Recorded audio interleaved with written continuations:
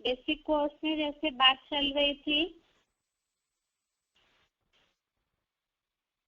कल हमने श्लोक देखा था गीता का एक, दो भूत सर्गो लोके अस्मिन्।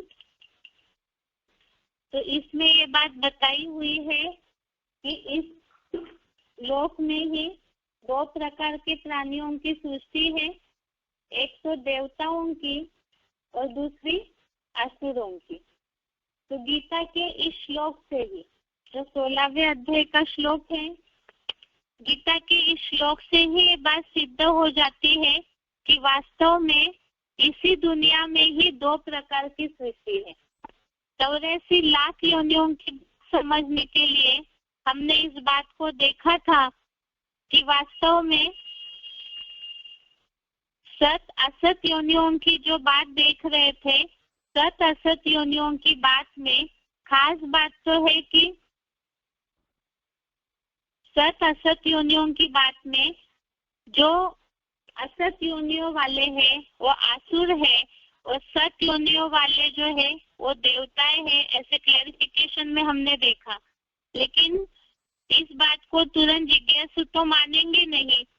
गीता में ऐसे कोई भी श्लोक नहीं आया है जिसमें जानवर योनियों की बात आई है। जहाँ क्रूर मनुष्य के रूप में उल्लेख आया है तो वो भी पाप योनि की सजा के रूप में ही आया है। और दूसरी बात, ऐसे जो क्रूरता वाले मनुष्य है वो तामसी गुण वाले अधोगति को पाते हैं, अधम गति को पाते हैं, इस तरह से बात। दूसरी बात है, इसका मतलब क्या, जैसे कि हमने कल के श्लोक में देखा, जो बोला हुआ है निर्मल लोक या सत्व गुण वाले ऊपर जाते हैं, तो इसका मतलब क्या है? सत्व गुण वाले ऊपर जाते हैं, इसका मतलब जरूर ऐसी आत्माएं हैं जो ऊंची स्थिति में जाती है। और इसे ही सत योनि बोला हुआ है। और असत योनि अर्थात आसुरी योनि वाले जो अपने तामसी गुणों के कारण, तमोप्रधान कर्मों के कारण नीचे जाते हैं। तो ये ऊपर और नीचे वास्तव में जो भक्ति मार्गीय लोग समझते हैं कि सच में ही ऐसा धरती के ऊपर और धरती के नीचे कोई लोक है क्या? लोग तो इस बात पे ही विश्वास करते हैं कि सच में ही धरती के नीचे कोई अलग से आसुर या पाताल लोक है। लेकिन जो बोलचाल की भाषा है उसमें तो सब इस बात को मानते हैं कि वास्तव में कर्मों के आधार से ही मनुष्य कोई ऐसे क्रूर हिंसक काम करते हैं, जो कई बार शब्द प्रयोग होता है, नराधम जैसे काम करते हैं, असुर जैसे है, हिंसक है, राक्षस जैसे काम करते हैं।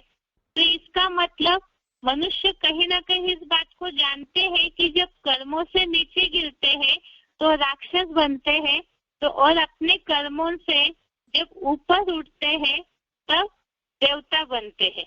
लेकिन इस बात को हमें गीता के आधार से क्लियर करना है, इसके लिए ही 16वें अध्याय के बहुत से श्लोक है, इससे हम समझेंगे। लेकिन उसके पहले जो बात चल रही थी कि ऊपर देवता सत्व गुण वाले ऊपर जाते हैं और असुर अधम गति को प्राप्त हैं, तो इस बात के लिए कि सच में ही ऐसा लोक है।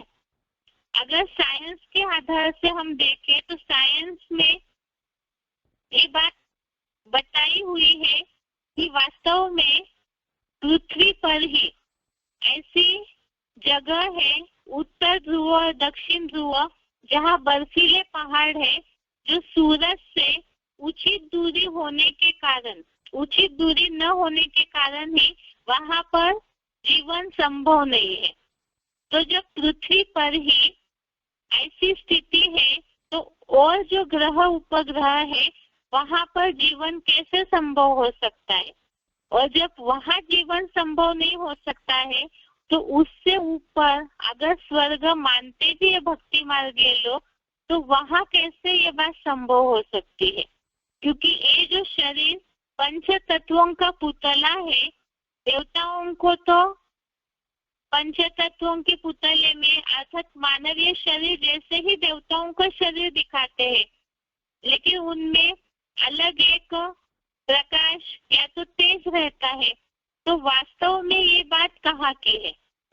पहले तो हम साइंस के आधार से इस बात को जिज्ञासुओं को क्लियर करेंगे कि क्या दूसरे लोक में जीवन संभव है। अब इसमें बहुत से ऐसे जो विज्ञान के भगत है, विज्ञान को ही, साइंस को ही सर्वे सर्वा मानने वाले ऐसे लोग हैं बहुत दुनिया में। वो यही कहेंगे कि इतना जो साइंस मेहनत कर रहा है, बीच में जो बात निकली थी कि चंद्रमा पर साइंस वाले प्लेट बनाने के लिए सोच रहे हैं, बहुत ऐसी ऐसी बातें निकलते रहती है। तो ये सोचने की बात है, बातें तो चली, लेकिन जहाँ पर जब भी चंद्रमा पर गए हैं साइंटिस्ट, तो वो वहां पर ही ज्यादा देर तक नहीं ठहर सके, क्योंकि वहां मनुष्यों के जीवन जीने जैसा पर्याप्त वातावरण ही नहीं है। जैसे मंगल पर भी जीवन संभव है ऐसे बोलते हैं, तो साइंस जो है उन्हें अपने पैसों का अहंकार है। अब इतने सारे पैसे जो लिए जा रहे हैं, जैसे शिव बाबा धृतराष्ट्र बोलते हैं, तो ऐसे जो भी संपत्ति है तो उसे कैसे उपयोग करना है, तो इस तरह की इन्वेंशन में उपयोग किया जाता है। और यहाँ धरती पर जो लोग जी रहे हैं उनके कल्याण के लिए कोई नहीं सोच रहा है। जहाँ जिस दुनिया में, जिस धरती पर मनुष्य जी रहे हैं, अगर साइंस उनमें जो असमानता है धरती पर, गरीब गरीब बनते जा रहे हैं, अमीर अमीर बनते जा रहे हैं, अगर उस बात के लिए सोचे तो शायद ही कुछ अनेक मनुष्यों का, मानवीय आत्माओं का कल्याण हो जाएगा।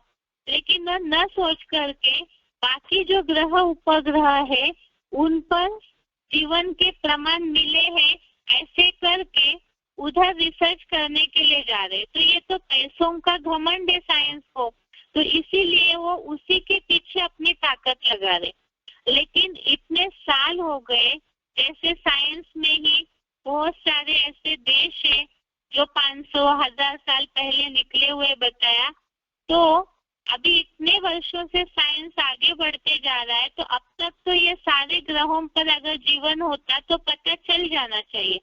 अभी भी साइंस सिर्फ अंदाजी लगाने में लगे हुए, अनुमानी लगाने में लगे हुए, लेकिन ऐसे कोई भी द्वारा ये बात सिद्ध नहीं की गई है कि इस तरह से कोई जीवन कोई भी ग्रह उपग्रह पर है। अब ये देखना होगा कि क्या इसका कारण क्या है कि केवल पृथ्वी पर ही जीवन संभव है।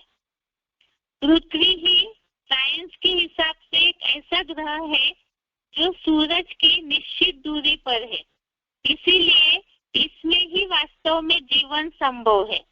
लेकिन और कोई भी ग्रह उपग्रह पर ये संभव नहीं है। जो सूरज से ज्यादा नजदीक है ग्रह, वहां पर भी नहीं, और जो दूर है वहां पर भी नहीं। जैसे कि जिनको स्क्रीन दिख रहा होगा तो इस बात को देख सकते हैं कि सूरज से निश्चित दूरी, उत्तर ध्रुव और दक्षिण ध्रुव ही पृथ्वी जो है और जिस एंगल में घूमती है उस हिसाब से यहाँ पर ही उत्तर ध्रुव दक्षिण ध्रुव में बर्फीले पहाड़ों के कारण जीवन संभव नहीं है, जिसे नॉर्थ पोल और साउथ पोल बोला है। तो ये दो क्षेत्र ऐसे हैं जहाँ पर कोई भी जीव जंतु नहीं पाए जा सकते हैं, क्योंकि इन दोनों क्षेत्रों में सूरज की किरणें तिरछी पड़ती है। जब पृथ्वी पर ही इतना अंतर है, तो फिर जबकि और ग्रह जो है पृथ्वी पर ही ऐसे अंतर पड़ रहा है, तो और ग्रह उपग्रहों के लिए तो ये बात संभव ही नहीं है, क्योंकि या तो बहुत नजदीक है या तो फिर वो बहुत दूर है, और इसी के कारण ही वहाँ जीवन संभव नहीं हो सकता है। और जब वहाँ जीवन संभव नहीं है, तो फिर ये जो बात आई है कि धरती के ऊपर स्वर्ग है और धरती के नीचे नरक है या पाताल है, ये कैसे संभव हो सकता है। भगवत गीता में ऐसी बहुत सी बातें आई है जिसमें ये बात सिद्ध हो जाती है कि मनुष्य ही अपने गुणों और अवगुणों के कारण देवता या असुर बनता है। तो इस बात को हमें समझना है। अभी तक जैसे हमने श्लोक के आधार से सत्य असत योनियों की बात समझी और उसमें ये बात देखी कि सत असत योनिया माना देव और असुर योनिया वो कहाँ होती है। इस बात को जिज्ञासुओं को क्लियर करना है। वास्तव में यहाँ धरती पर ही अपने गुणों के और अपनी आत्मिक अवस्था के आधार से ही देवता या देहभान के आधार से असुर बनते हैं। और साइंस के आधार से आज हमने इस बात को देखा कि वास्तव में जहाँ धरती पर ही ये स्थिति है तो और जो ग्रह उपग्रह है वहाँ जीवन संभव नहीं हो सकता, क्योंकि शरीर 5 तत्वों से बना हुआ है तो उसे पोषण के लिए 5 तत्वों की आवश्यकता होती है। और ये 5 तत्व जब सूरज चांद जो ग्रह उपग्रह है वहाँ ही पर्याप्त नहीं मिल सकते, जबकि पृथ्वी का उपग्रह चंद्रमा है वहाँ पर ही जीवन संभव नहीं हो पाया, तो और ग्रह उपग्रह के कैसे हो सकता है।